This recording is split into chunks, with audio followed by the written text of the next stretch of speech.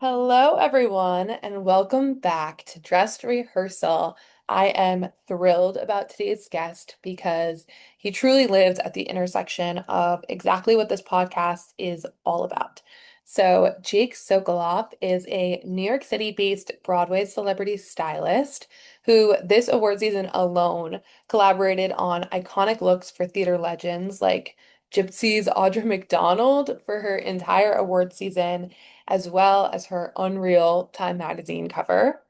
Sondheim's old friends' Lea Salonga, that is a mouthful, for opening night on Broadway, and iconic TikTok favorite and Death Becomes Her leading lady, Jennifer Samard, from opening night all the way through the Tony Awards, and so many more. Jake focuses not only on capturing high fashion moments, but rather his signature style is his heart and commitment to making his clients feel confident in their skin. From the covers of magazines to talk show appearances to the Tony Awards red carpet, Jake's stylish vision shines on every single one of his clients. He started his professional life in the prestigious musical theater program at Elon University, where his main focus was to become a Broadway performer. That creative pursuit slowly shifted as he organically began integrating fashion into his career. His experience with Broadway Style Guide wove together his deep love of theater, community, and beautiful storytelling told through fashion. From then on, he has masterfully brought together his two passions, building a beautiful reputation of trust amongst the theater community and all of his clients.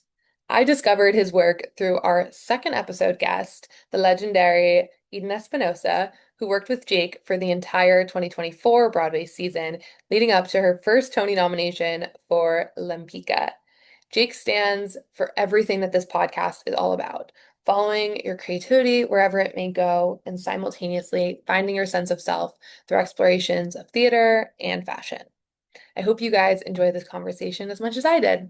So here's Jake. Welcome, Jake Sokoloff, to Dress Rehearsal Podcast. How are you?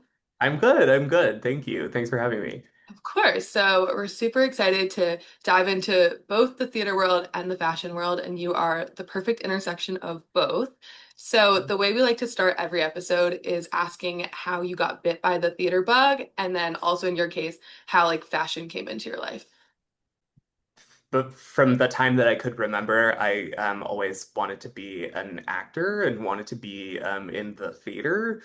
I like grew up watching, movie musicals like The Wizard of Oz and The Sound of Music, and I was always, putting on like shows in my parents' basement and performing for like dolls and I don't know, Huh. just kind of like, there was always an element of that. And then I grew up on Long Island and kind of very, as soon as I could kind of talk and walk and do things on my own, my parents were kind of introducing me to theater camps and local community theaters. There's like a really great kind of community theater like network on Long Island, and they do some really really good work. And so I was kind of thrown into that at a very young age.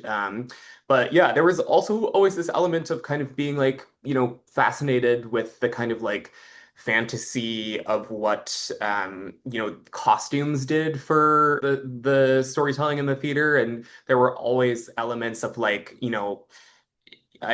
could never do a performance in my parents' basement without having the element of some sort of like costume Sure. involved. It's a full Uh, production down there. As long as there's clapping, it doesn't matter. Exactly. So, I would take, towels and blankets and, like random things and make them into costumes. And like in my head, I would see what it actually like looked like, but it was Mhm. just, a throw blanket or something like that. I also spent a lot of time, I grew up in a house where my grandma also lived.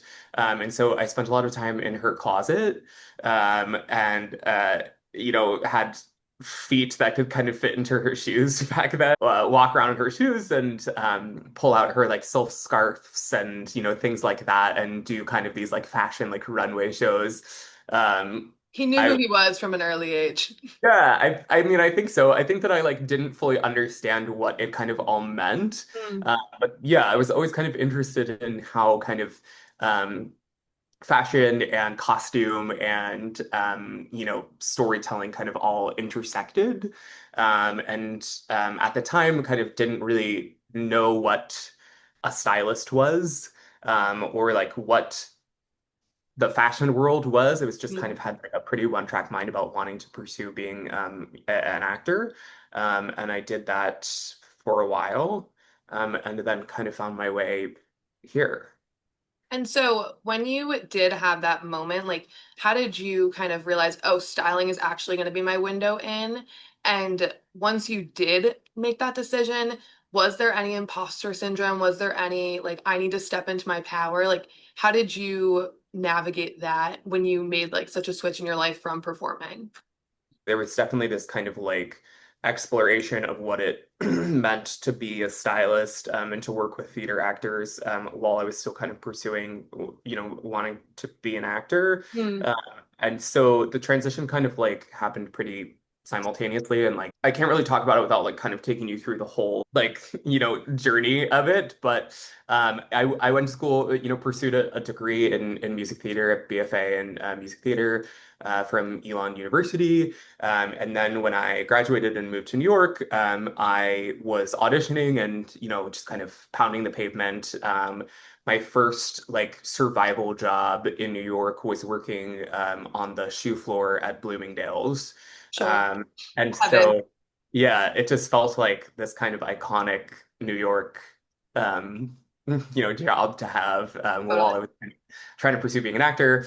And also at the same time, it was around that time where this thing had kind of been put together that I had kind of been made aware of, called Broadway Style Guide, Hmm. which was this is probably like 10 years ago.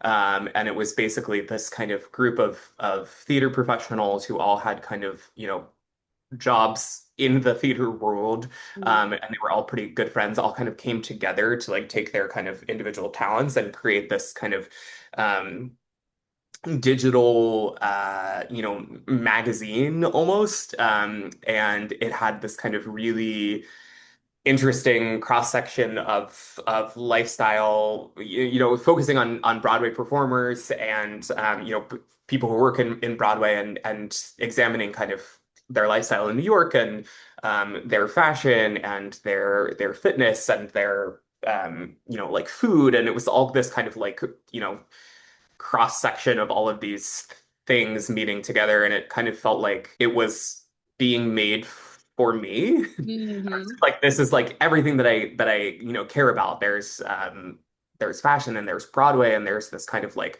close look at these Broadway performers, and there's a different kind of like access that these um, editorials and articles that they were writing kind of gave us that didn't really exist before. This was like still kind of, I mean, social media was around, but the access that we have now today is like so different than it was back then. And so it was this kind of like window into who these people were through the lens of their fashion.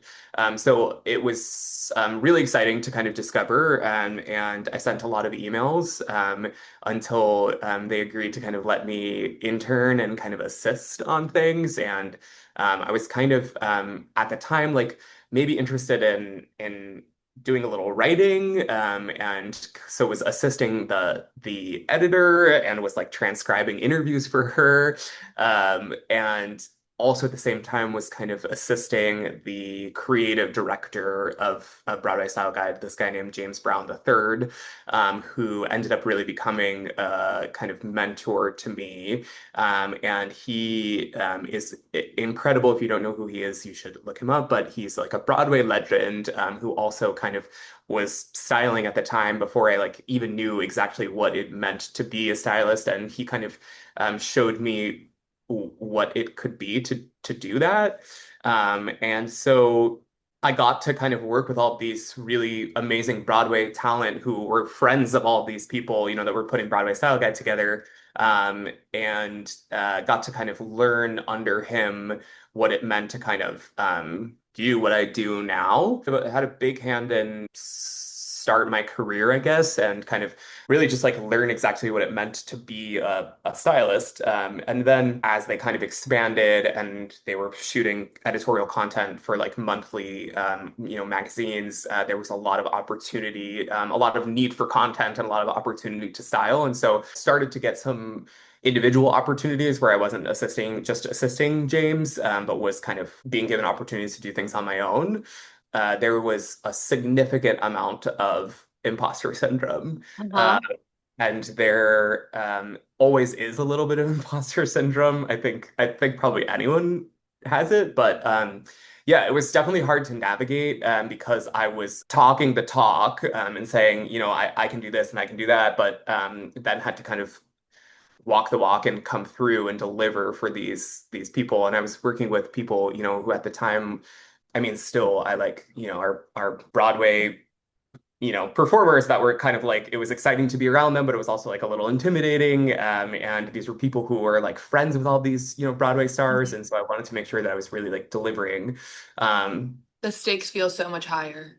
yeah, at the time they did, which is so funny because now looking back on it 10 years later, it's like that was, there's so many things that I've done since then that I'm kind of like the that was like a breeze, and that Mhm. those opportunities and experiences were so fun. um, but yeah, I think the big thing for me about imposter syndrome is that I did not have any like formal fashion training or education.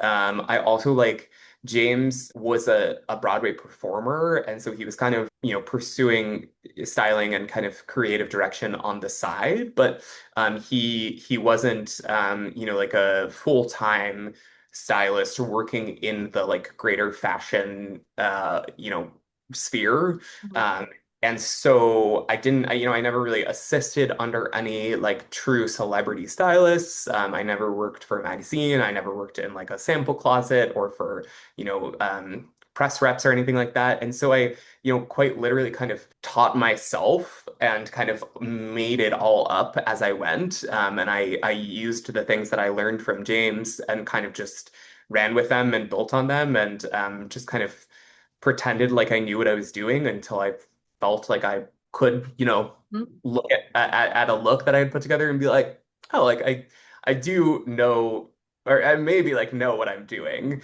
Right. Um, and so it was all just made up. And honestly, I still feel like sometimes that is kind of the case. They just kind of like fake it till you make it. Yeah. And if you say things enough times and you act like you know what you're doing, then people will believe you. And if you look like you belong and, act confident, like you're meant to be there, Right. then people will believe you. And you just kind of make it up as you go.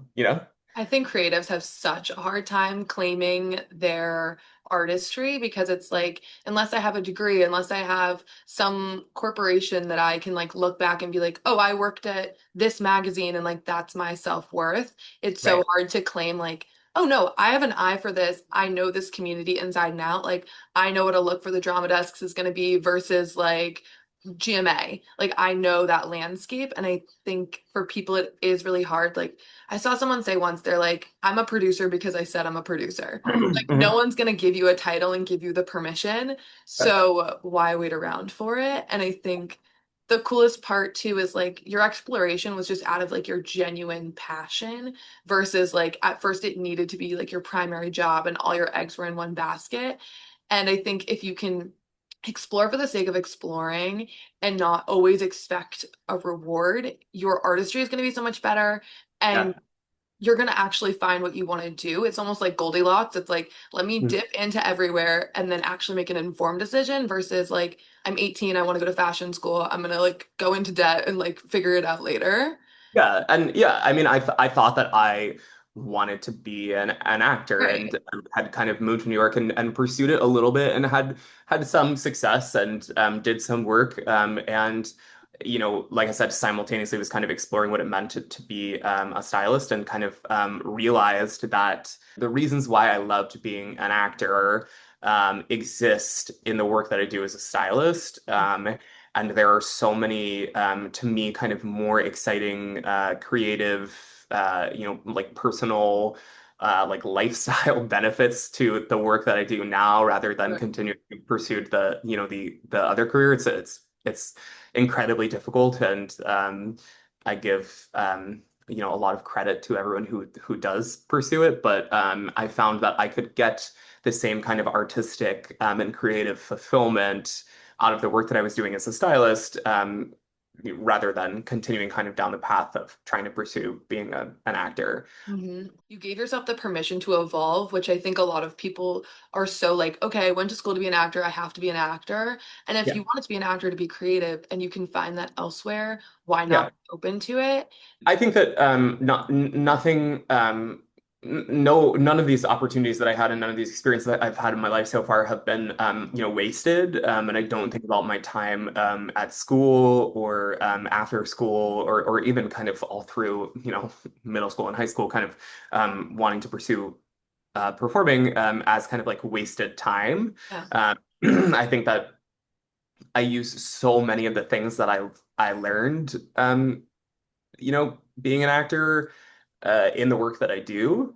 I think that, the kind of fundamental thing that I kind of try to like lead by in my work as a stylist is kind of what is the narrative, what is the story that we're telling here. And I think, that kind of storytelling that you do as an actor or a, performer is it exists as as a stylist. I also think that the elements of kind of like taking all these things from different like arena, not different arenas, but like there's text that you have and there's music that you have and there's costumes and lights and direction, all those things, and you kind of put them all together to like create the story. I find kind of exciting about being a stylist, and I think why I never really was interested in pursuing being a designer, Mm, or kind of like exploring the fashion world in that sphere is because I like this idea of kind of taking these things that already exist, and figuring out a way to kind of put them together, to kind of to tell the story that we're trying to tell. Does that interesting. make sense? Yes, and it all informs each other. And Exactly. I guess I'm curious now with the clients that you're working on. So, like, for example, this past Tony season, how much do you take from the show that your client is in to inform the season, or are you leaning more into their personal style? Like, is that a factor you consider? I think there's always an element of both. Mm, I think that I never want my clients to feel like they're wearing a costume. mm, So that's something that I always try to avoid. And I also always want to make sure that the look is kind of grounded and rooted in who the person is that's wearing it. mhm. Um, and there's a way to kind of push boundaries and help my clients kind of step out of their comfort zone while still kind of remaining true to who they are. And so that's something that I always kind of try to keep in mind. But yeah, I try to do it kind of in these kind of more subtle, playful nods.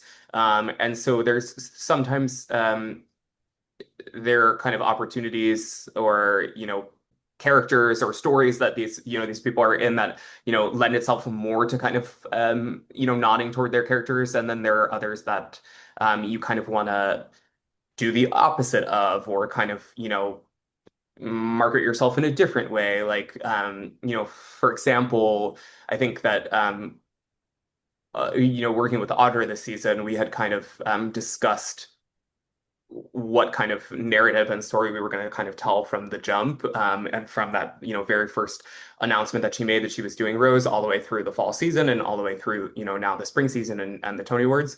And I think that one of the things we really tried to kind of keep in mind is that we wanted things to feel kind of um,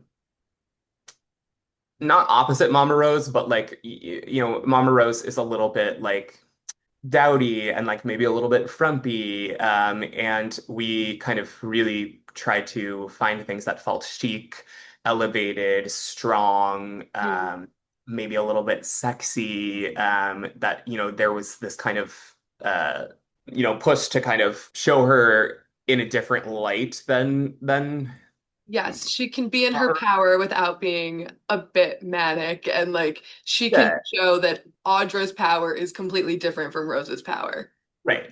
Exactly. Yeah. I think that, there are looks that I've done that are kind of like a little bit more on the nose. Like, I work with Casey Likes, Mhm. and for Back to the Future opening night, we put him in this kind of like red denim vest and short set, Mhm.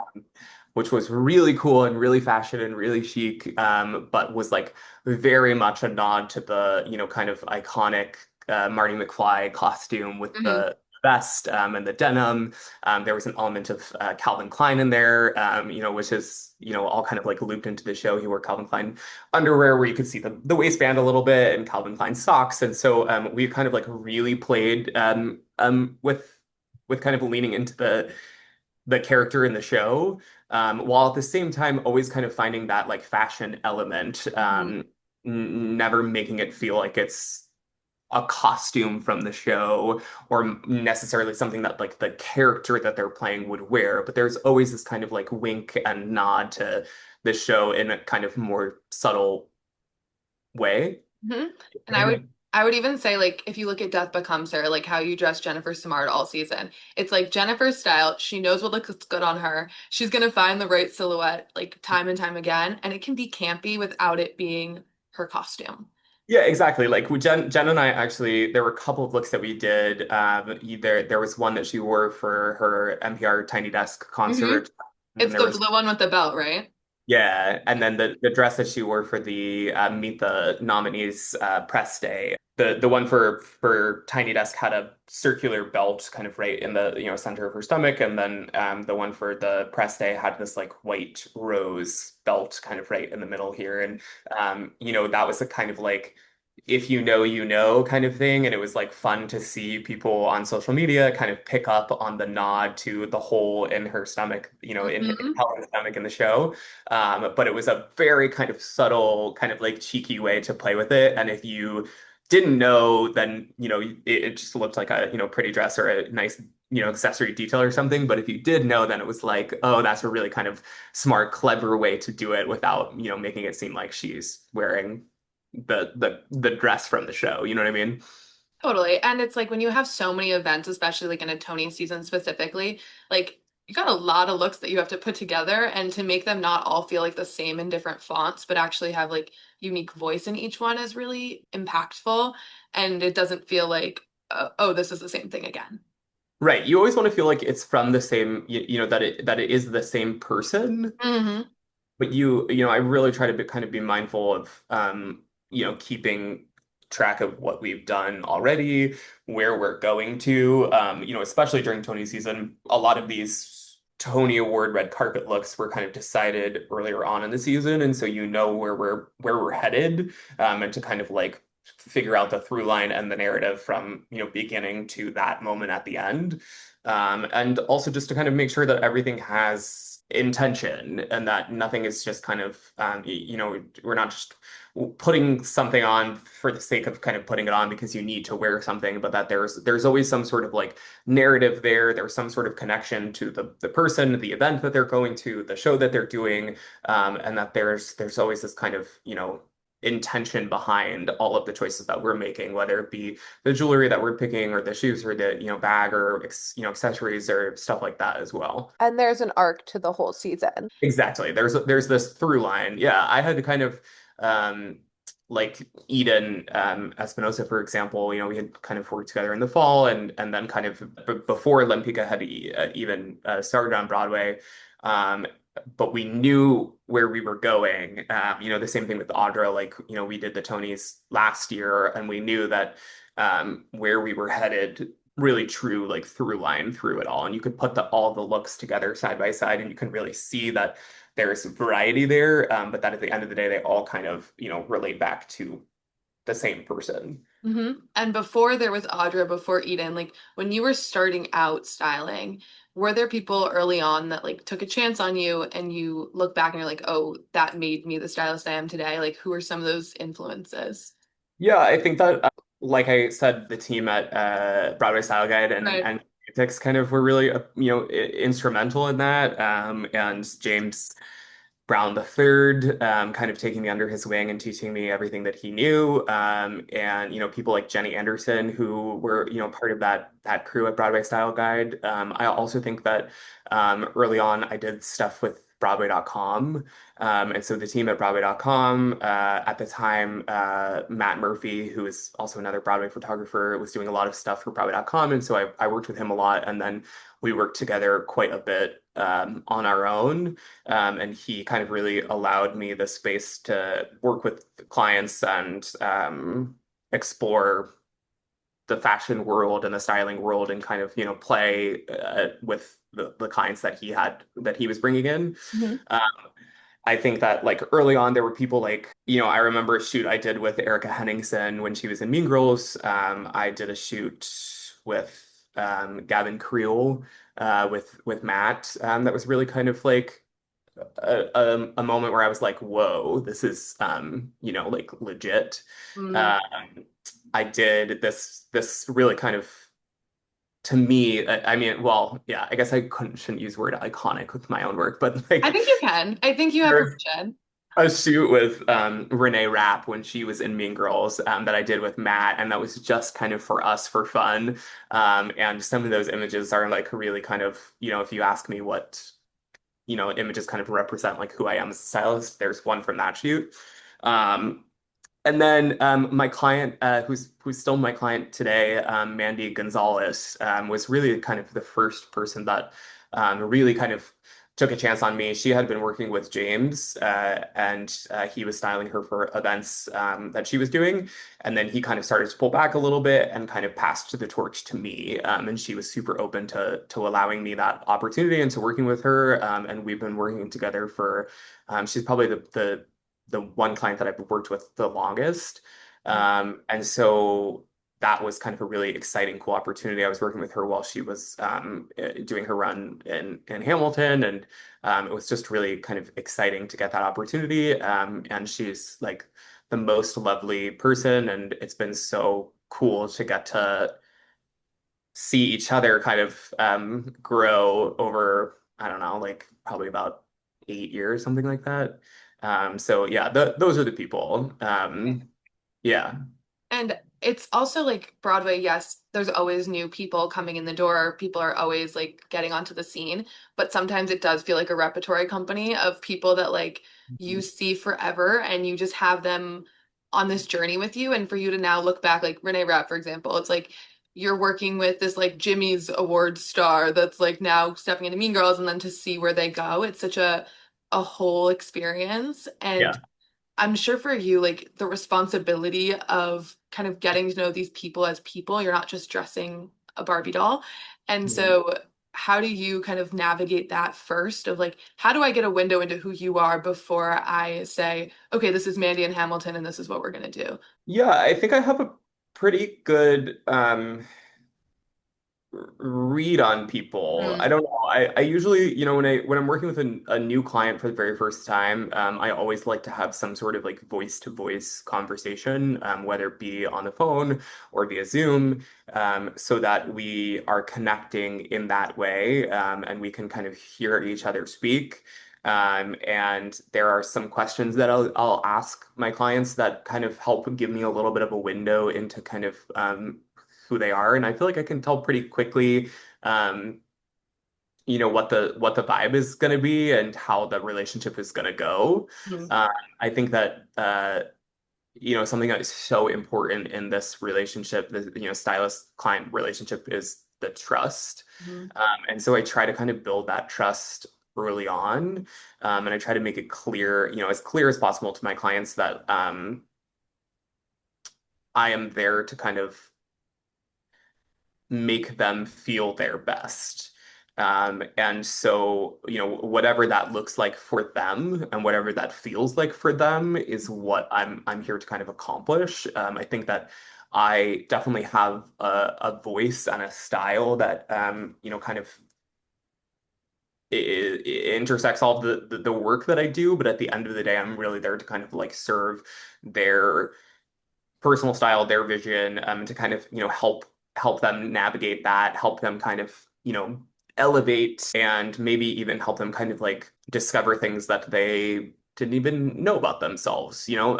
But at the end of the day, I'm really there to kind of bring out what they love about themselves most, what makes them feel their best.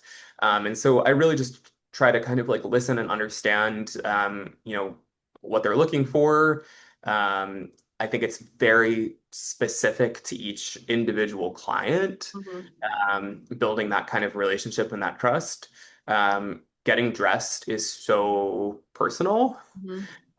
And so it's different for everyone. And there are some people who want to kind of like give up the like reins to me and kind of like allow me to kind of, navigate for them. And then there are other people who want to be a little bit more involved and have kind of very specific ideas. And it feels like a little bit more of a like creative, collaborative experience, which is always really exciting. One thing I tell every single client before I do a fitting with them, before I show them anything, is that I have no emotional or personal connection to any of the things that I'm showing them. And so I try to kind of like immediately give them permission to be as honest and open as possible. The end goal is to find things that they feel their best in and that they really truly love. I want to make sure that I'm giving them permission to kind of be honest, and tell me why they like something or why they don't like something, what they feel like they need more of or less of, all of those kinds of things. So I try to just kind of keep the lines of communication as open as possible. Yes, it can feel like red carpet this and that, but when you realize like how personal it is to just like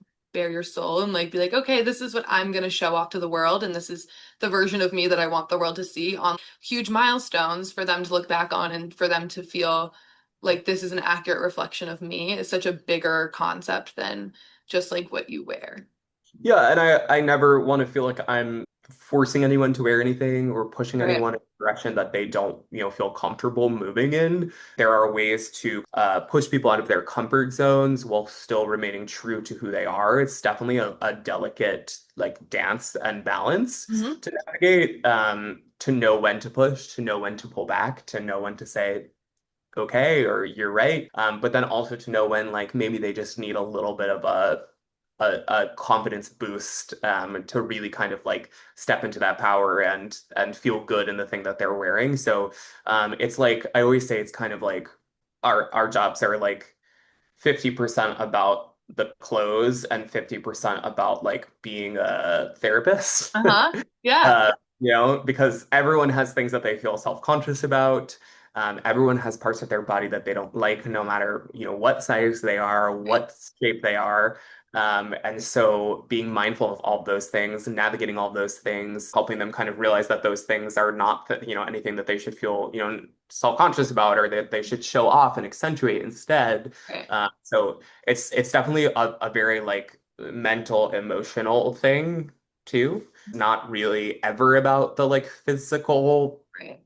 things that you're putting on your body, but really all about kind of what the how that kind of affects the inside. Right. And the way you hold space for that trust, I think, makes all the difference. I hope so. And yeah, I think that the other thing too is that like I said, I do have kind of a my own voice, and style that does kind of like, permeate through the work that I do, and that's not for everyone.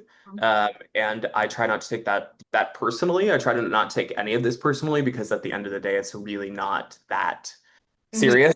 You know what I Exactly. mean? And Totally. so the work that I do is important, but at the end of the day, it's like really just kind of like playing dress up, and I'm not going to be my personality or the way that I navigate things, the things that I kind of am drawn to for the people that I work with just may not be for everyone, and that's also okay. There's some concessions sometimes that I have to make, and there are some things that I have to do to kind of like navigate certain personality types or certain needs as far as the client is concerned. But then there are other things where it's sometimes you're just not going to be everyone's cup of tea, and that is okay. Yes, that Yeah. feels right. Yeah. Okay, and now I have a bit of a game for you. So I'm gonna So run you through some iconic looks that you've put together, and if you want to just let me know like the first thing you think of, or kind of where the inspiration came, or just like behind the scenes tidbit, whatever speaks to you. So the first one we're gonna start with is dynamic duo, Death Becomes Her, Jennifer Mhm. Samard, Megan Hilty. Whatever comes to your mind. I think what comes to my mind is kind of how different and unique they both are, and how they both kind of wanted different things for their looks, which I think you can see, when they stand side by side, but they also all, like somehow look cohesive at the same time. Hmm.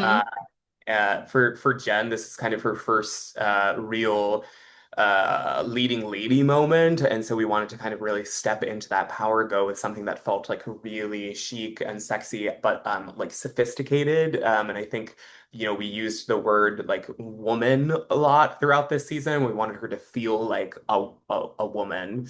And for Megan, she wanted to do something that felt fun and had flair to it, and had a real kind of nod to the character that she plays in the show, with the sequins and the cape and the kind of drama of it all. And so we leaned kind of more into that kind of whimsical nature for her look. Yeah, and I think we've all been waiting for Jennifer Smart to have leading lady moment. So I think you rose to the occasion beyond. Thank you. It's been a dream to work with her, and I'm just excited for what's coming up. Who knows? Okay, Yeah. next, longtime collaboration, Mandy Gonzalez, Sunset Yeah. opening, Mandy Yeah. Tuesdays. Mandy Tuesdays. Yeah, Tuesdays with Norma. Yeah, Mandy is just the best, and likes to have fun with her fashion, likes to do things that feel sexy and exciting. I think that we really kind of tried to give a nod to old Hollywood glamour with this Mhm. look. It has sequin and feathers and this kind of ruffle train to it, and kind of like lean into the, themes of the show and this kind of glamorous lifestyle of or what used to be a glamorous lifestyle of Norma Desmond. Right. Uh, Again, I also think that Mandy was kind of in an interesting position here because she is the alternate, and so she wanted to do something that felt like singular, and she wanted to feel like she was having her own moment, but that she wasn't trying to kind of like compete with or upstage Nicole. We wanted to do something that didn't that felt like Mandy and not like Nicole. And so we picked this dress and we tried on a bunch of things. And this one just felt like it, fit her perfectly. The exact kind of right moment to have. It had been a minute since Mandy had been on Broadway, and she talks pretty publicly about, the health things that she went through. And I think that also just kind of felt like a homecoming and a celebration. And we wanted to do something that just felt like exquisite and beautiful and fabulous. Mhm. Yeah, And that she felt so comfortable in her body after everything that she went through, and that she was just coming into her power. exactly. All about the power for sure. Totally. Okay, next we have Ingrid Michaelson, the Grammys. Yeah. So Ingrid is amazing, and she's one of those clients that just kind of like allowed me some opportunities, to cross over out of the like Broadway sphere. Mm. Even though this was for a Broadway cast album, it was, this kind of exciting red carpet, Grammy Awards Hollywood moment. We wanted to do something that felt like true to Ingrid, soft, romantic, just beautiful, but also at the same time elevated, like punched up a notch. And so we went with this dress that um, is essentially all sheer. And it's kind of, these pieces of lace that are sewn together and embroidered. And it felt like a really kind of exciting, adventurous step for her to take. Mhm. And again, kind of, stepping into her power, owning this particular moment in her career. It's her first Grammy nomination. And so that was really exciting. And we wanted it to feel like, again, there's still grounded in who she is. There's this kind of like romanticism to it, grounded, related to the show that she, is nominated for, but also elevated at the same time. Totally. You get the hints of the notebook, you get hints of Ingrid, her music, it all comes together. Right. Okay, this one I think is my favorite. I'm obsessed with this. It's Cheers. Camille A. Brown for the 2024 Tonys. I had a feeling that was going to be what you were going to I'm pull up. obsessed. So I think that if there was one look to kind of like fully describe and encompass everything that I feel like I am as a stylist, and truly kind of expresses my aesthetic Hmm, in one single look, it would be this one. it's Um, so good.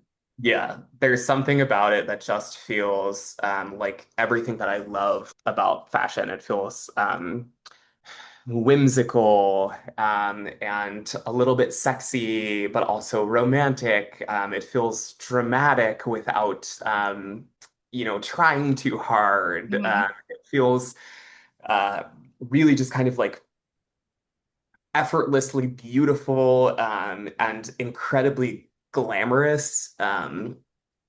It just, I don't know, it feels like one of those dresses that you look at and you just kind of like gasp, right? Like there's this sophistication and the elevation and chicness to it, but it also is still like playful, whimsical. It has this kind of iconic, A-line shape to it, which I really am always kind of drawn back to. It's very, very classic in silhouette, and then very unique in kind of fabrication. And if you get really close to it and you look at it, there's so many layers to the colors that exist within the feathers there.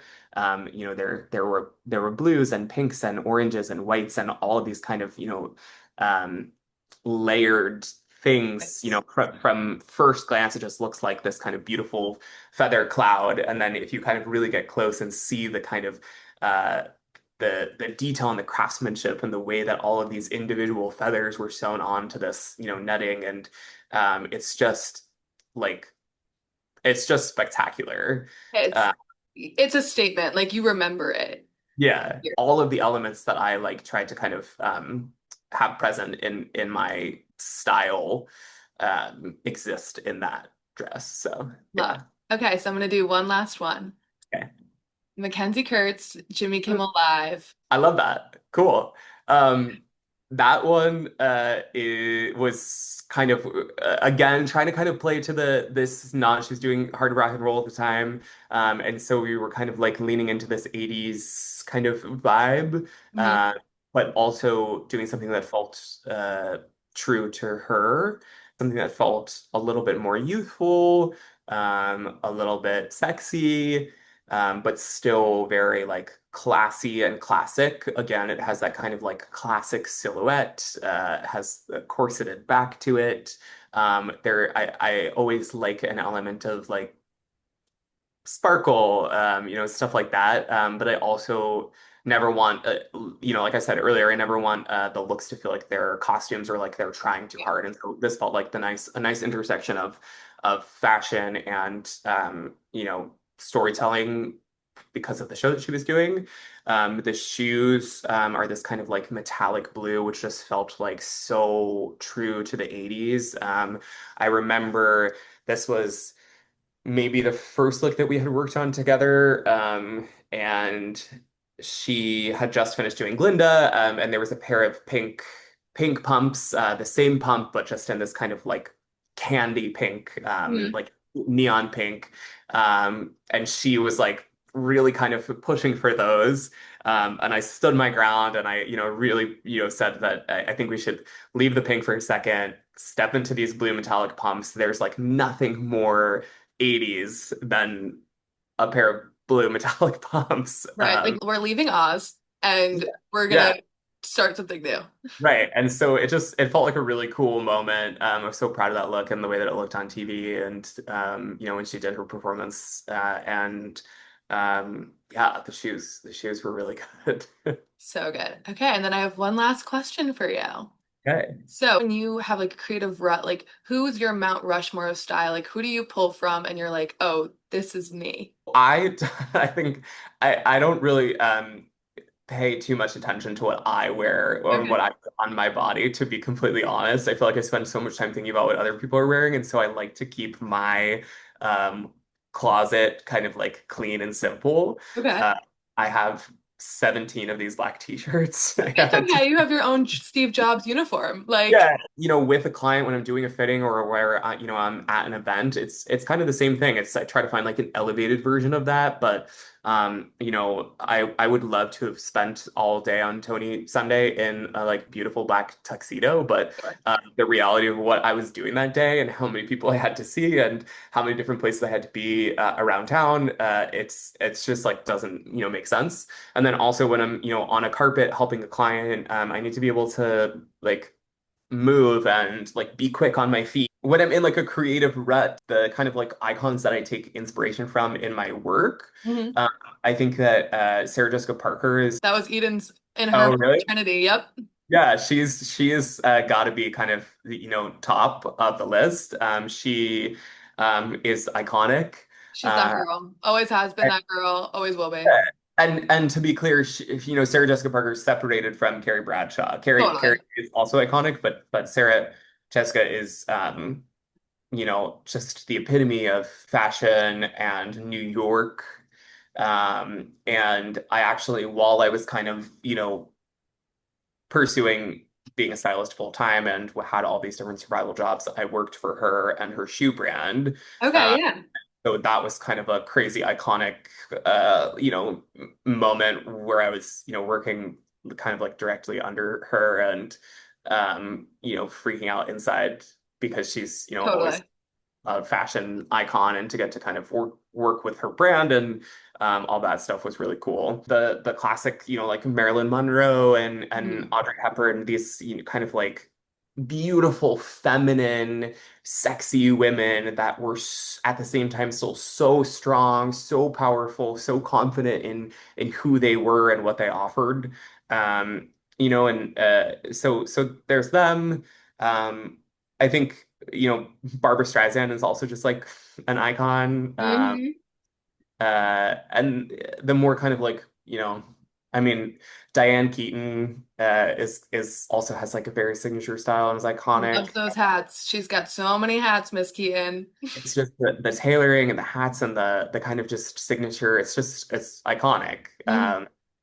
I It's also like Rachel Zoe, who some people may not know, but she's a iconic celebrity stylist now turned into reality TV star. back on Beverly Hills, coming Back to soon. Beverly Hills, best day ever. Um, It's but what the yeah, people wanted. It's what we yeah. I wanted. mean, it's definitely what I wanted. Right. And who So matters more than the two opinions right here? exactly. But yeah, her TV show, the Rachel Zoe Project, Kelly Catrone had a TV show called Kel on Earth that I was obsessed with. These kind of iconic women. Yeah, it's funny. We talked primarily about women, but I do work with men men too, Sure. and I love dressing men too. And it's fun to work with men, but there's just something about a sexy, strong woman that Totally. And is everything you need to know about me is that when I was in a stroller, my mom ran into Candace Bushnell and had her sign a piece of paper for me of like for the Carrie Diaries. I was not even 1 years old, and no way. there's an agenda in place. Like I get it. That is amazing. I hope you still have it. Oh my God, yeah, it's framed. Like it's no, it's very important to me. That's And then amazing. my other style icon that I feel like you might agree with, Fran Drescher, the nanny Yeah, era. And I'm like, yeah. I look back on that still to this day. And she's been going to see so many Broadway shows, and every single time she wears a different beret. And I'm like, who is packing her suitcase? Where is this beret collection? Like, I have a lot of I questions. don't know who her stylist is, but they're doing a really good job. I mean, it's still Fran to this day. Yeah. And like, is it for everyone? No. Is it everyone's cup of tea? Is it so her? Yeah. I don't think we should dress for anyone other than ourselves. So, Why would we? right, right. Who cares about anyone else? Period. And that's how we will end it. But I thank love it. you so much for being here. This was So such a awesome. treat to just like pick your brain and talk all things Broadway theater. Yeah, thanks for having me. I appreciate it.